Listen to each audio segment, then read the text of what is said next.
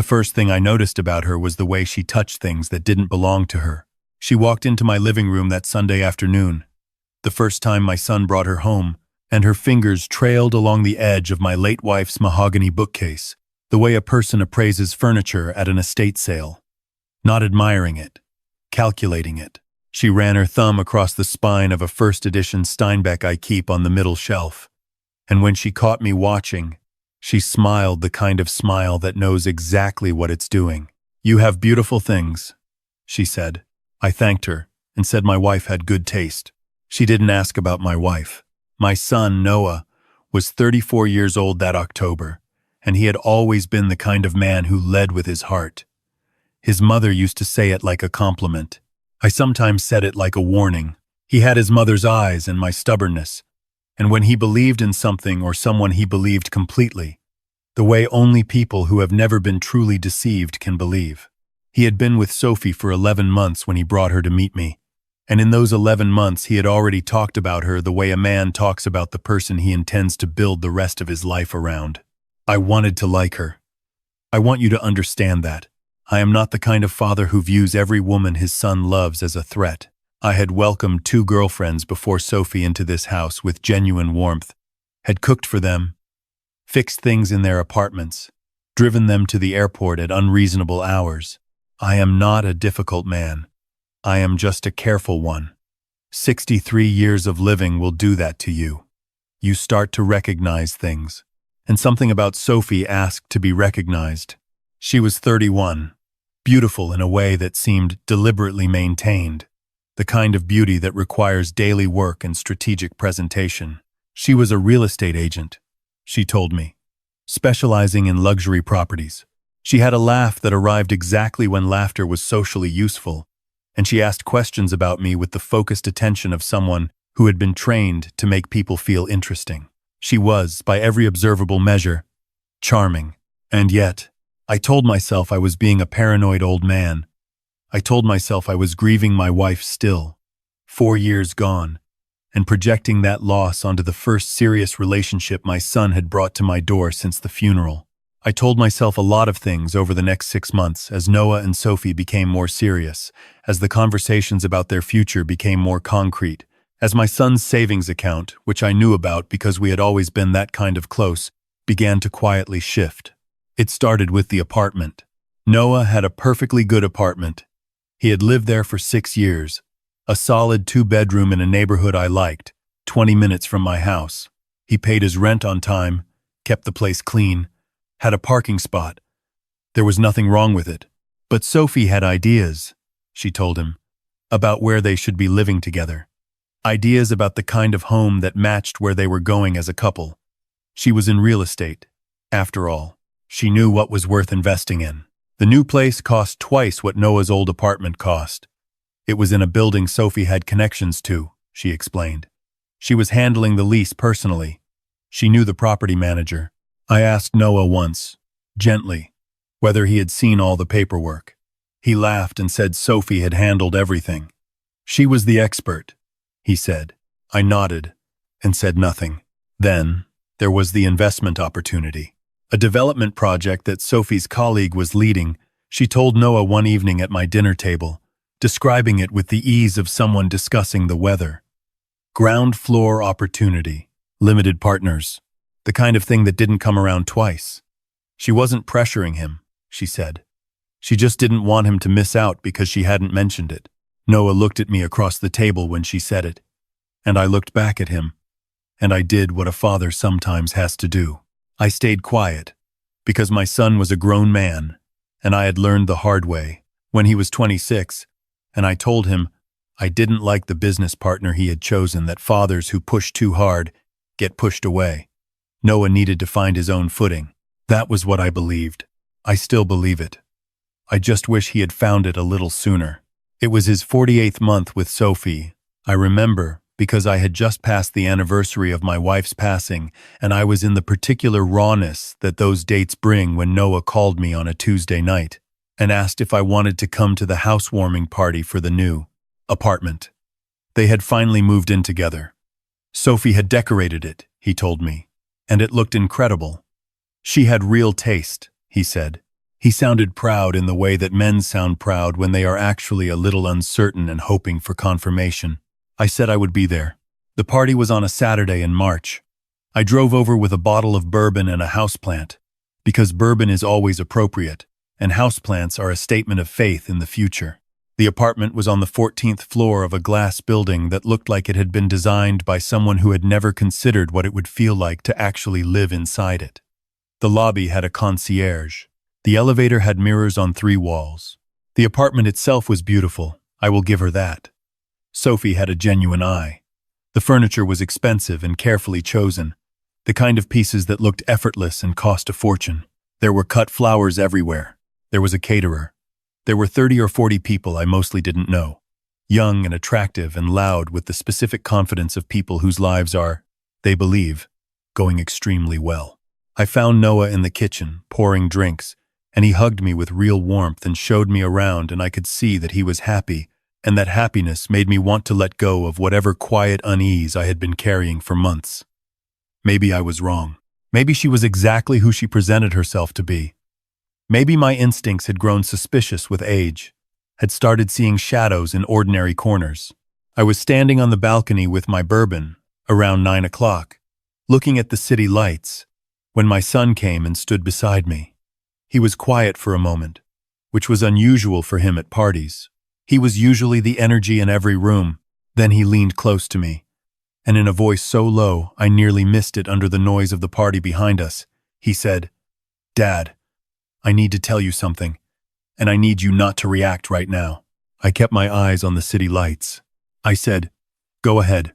"I found something," he said, "on her laptop." I wasn't snooping. I was just trying to print something, and her screen was open, and I saw. He stopped. He looked back through the glass at Sophie laughing with a group near the fireplace. "I saw an email, Dad, from a man I've never heard of, and it had my name in it, my full name, and numbers." I set my glass down on the balcony railing very carefully. "What kind of numbers?" I said. He named a figure that made something cold move through my chest. It was close to the amount he had put into that investment opportunity. Very close. "Forward me the email," I said. "I took a photo of the screen," he said. I didn't know what to do. I almost deleted the photo. "I've been carrying it for 2 weeks and I can't. I don't know what I'm looking at, Dad. I don't know if it's what it looks like." I told him to go back inside and act normal. I told him to send me the photo right now, while we were standing there, so I still had the signal. I told him I loved him, and that we were going to figure this out. He sent me the photo. I stood on that balcony alone for a few minutes after he went back inside, and I looked at what my son had sent me on my phone, and I read it twice, and then I put the phone in my pocket, and I went back in, and I ate some of the catered food, and I made small talk with people I didn't know, and I watched Sophie across the room with different eyes. The email was between Sophie and a man whose address suggested a business name I didn't recognize. It referenced my son by name, described his available capital, at a specific figure that was accurate to within a few $1,000s information Sophie would have had access to through their shared finances over the previous year, and it discussed the timeline for what it called the second phase. There was a figure at the bottom of the email, a target figure. It was 3 times what my son had already invested. I drove home that night and I did not sleep. I want to explain something about being 63 years old and retired, because it matters here. I spent 31 years in insurance. Commercial insurance, the kind that involves investigating claims, assessing risk, determining whether the story someone is telling matches the evidence available. I was not always patient. I was not always kind. But I was almost always thorough. My wife used to say I could find the thread in any knot if you gave me enough time. She meant it as a compliment, mostly. I started the next morning. The business name from the email address took me 40 minutes to trace to a shell company registered in Nevada with an address that turned out to be a mail forwarding service. The man's name attached to that address had 3 other business registrations in 2 other states, all filed within the last 4 years, all listed as inactive or dissolved. 2 of them had consumer complaint filings associated with them. One had a civil judgment that had gone unpaid. That took me the first morning. The second day, I started on Sophie. Her real estate license was legitimate. I checked the state registry, and it came back clean. But her sales history, which she referenced often in conversation, was thinner than she implied.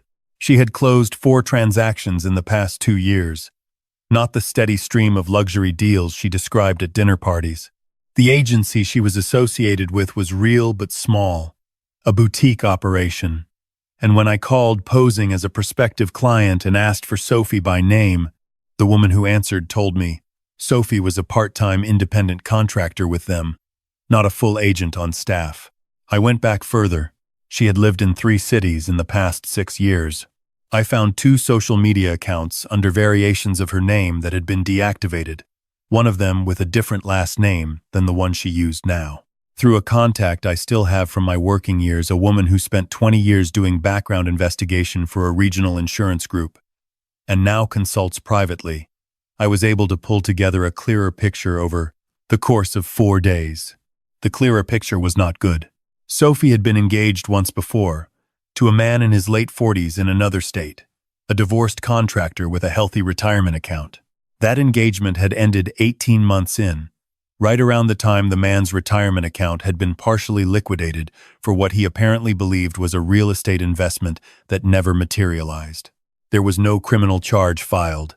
These things rarely result in charges when the victim is a middle-aged man who is embarrassed and who transferred the money willingly. But my contact found a civil complaint that had different 7 been quietly settled.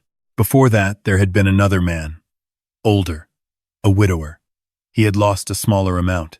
He had not pursued any action at all. The pattern was not complicated. It did not need to be. Sophie identified men who were financially stable, emotionally available, often widowers or divorced, often with adult children, often at a stage of life where they wanted to believe that good things were still coming, and she moved deliberately and patiently. She did not rush. 11 months with my son before the first real ask. She was good at reading people. She was good at making people feel chosen. My son had been chosen. I called Noah on a Thursday evening and told him I needed to see him, alone, the next morning. He heard something in my voice that he had learned to recognize over 34 years, and he didn't ask questions. He said he would be there at 8. He sat at my kitchen table the next morning with a cup of coffee he barely touched, and I put my laptop in front of him, and I walked him through it. I had organized everything in a folder. The shell company registrations, the complaint filings, the civil judgment, the deactivated accounts, the prior engagement, the partial picture of what had happened to the man before him, the email he had photographed at the party. I had written a short summary at the top because I wanted him to read it clearly rather than piece it together while his hands were shaking. His hands shook anyway. He didn't say anything for a long time after he finished reading. He sat very still, in a way that reminded me of how he used to sit as a small boy when something had hurt him and he was deciding whether or not to cry. He was deciding something now too. The investment, he said finally. Yes, I said. That money is gone. I don't know that for certain yet, I said. But you should assume it is until you can prove otherwise. He put his face in his hands.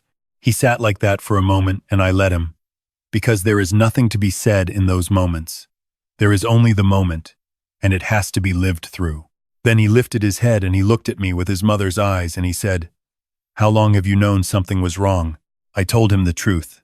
I told him I had felt something for a long time, but that feeling is not knowing. And I had been afraid of being the father who stands between his son and his happiness out of nothing more than an old man's suspicion. I told him I was sorry I hadn't asked harder questions sooner. I told him that the only thing that mattered now was what we did next. He asked me what I thought we should do. I told him I had some thoughts about that. Sophie did not know that my son and I had spoken. She did not know about the folder on my laptop or the 4 days of careful work that had built it.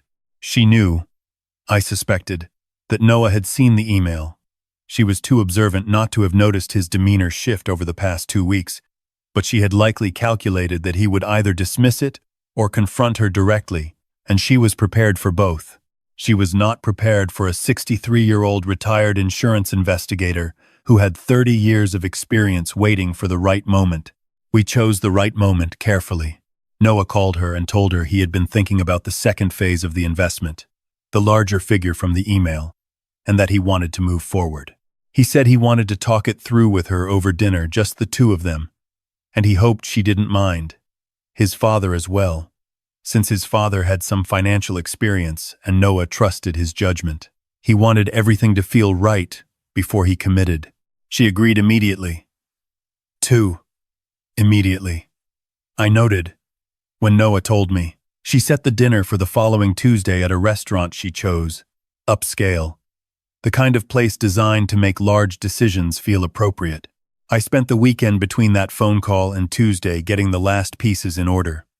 My contact had been able to reach the man from the prior engagement. He was reluctant, understandably, but he confirmed enough, and he agreed to provide a written statement if it became necessary. I had the civil complaint documents, properly sourced. I had printed everything and organized it in a second folder, this one for a different purpose. I also made 2 phone calls. One to a lawyer I know, who practices civil litigation and owed me a professional courtesy. One to a detective I had worked alongside briefly during a fraud case in my last years at the firm, who was now private. I want to be clear about what I am. I am not a man who enjoys confrontation. I have never enjoyed it. What I have always believed is that clarity is a kindness, that the cleanest thing you can do for someone who is deceiving you is to make the deception impossible to continue. No drama for drama's sake. No performance. Just the truth, placed on the table, in a room where it cannot be avoided. That is what Tuesday was. We arrived before her. Noah and I sat across from each other at the table, and he was quiet, and I was quiet, and the restaurant murmured around us, and I could see that he was frightened, not of her, but of the thing that was ending, the version of his future he had been building in his mind for 11 months. Grief works like that. It arrives before the thing is even over. Sophie came in at 7 on the dot, which told me she was someone who controlled timing, and she was wearing a dark green dress, and she smiled when she saw us, and the smile was exactly calibrated to the moment. She kissed Noah on the cheek. She told me I looked well. She sat down and ordered mineral water, and she was perfectly comfortable, perfectly warm, perfectly in command of the room. We made conversation through the first part of the meal. She asked about my week. I told her it had been productive. She talked about a property she was showing. I listened. Noah held it together better than I had expected him to, because he is his mother's child as much as mine. And his mother was always the steadier one in a storm. When the plates had been cleared, before dessert was offered, I put the folder on the table. Sophie, I said, I'd like to go over some things with you before we talk about the investment. She looked at the folder. Something moved behind her eyes, very briefly, and then it was gone, and she was composed again. Of course, she said. What kind of things? I'll start with this, I said, and I opened the folder to the first page. I will not recount every minute of what followed. Some of it belongs only to that room. What I will tell you is that I went through it methodically, the way I had learned to present evidence across 31 years, without theater, without anger, page by page.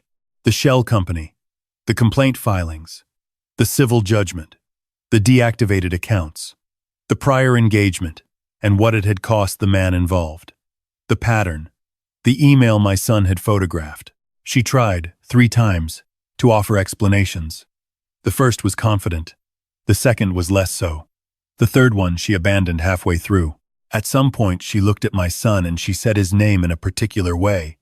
The way people say names when they are trying to reach through information to something personal, something felt, and Noah looked back at her and he said, very quietly, "Don't."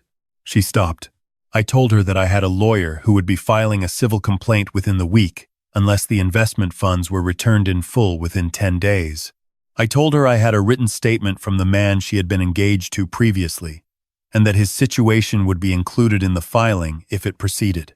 I told her I had a copy of everything in this folder, ready to be sent to the state licensing board for real estate agents.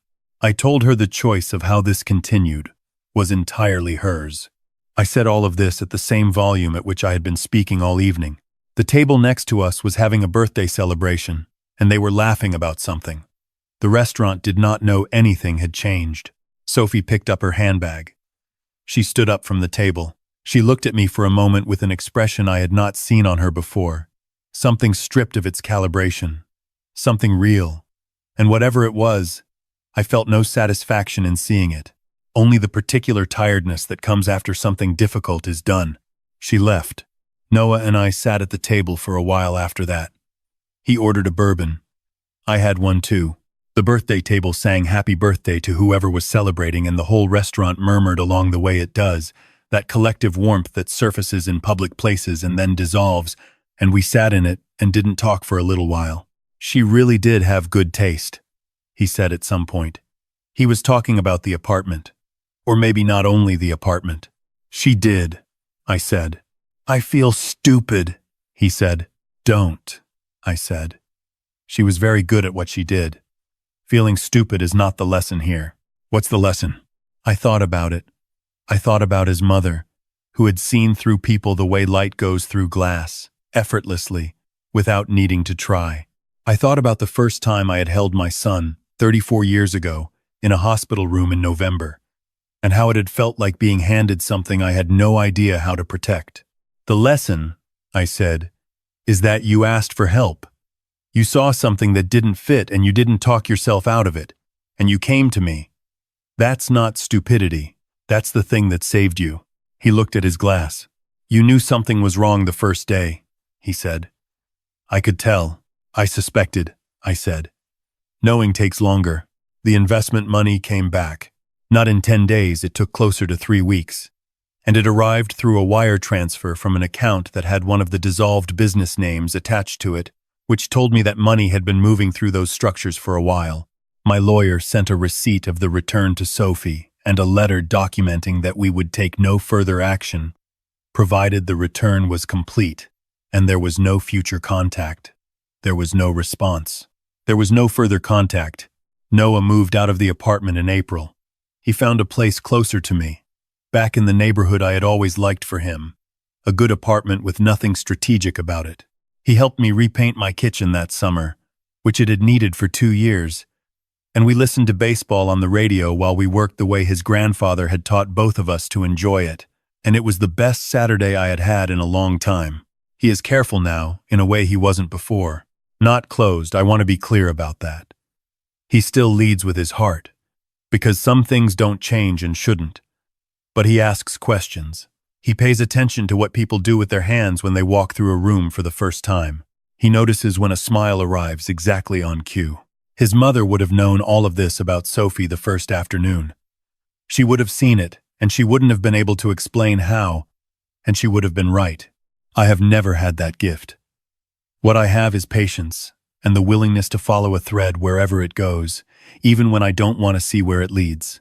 My son asked me once, a few months later, whether I regretted how it had ended, whether I wished I had moved sooner or handled it differently. We were sitting on my back porch in the early evening, the way we have sat on that porch since he was old enough to hold a conversation, and the light was doing what October light does, going golden and then amber and then gone. I told him I didn't regret how it ended.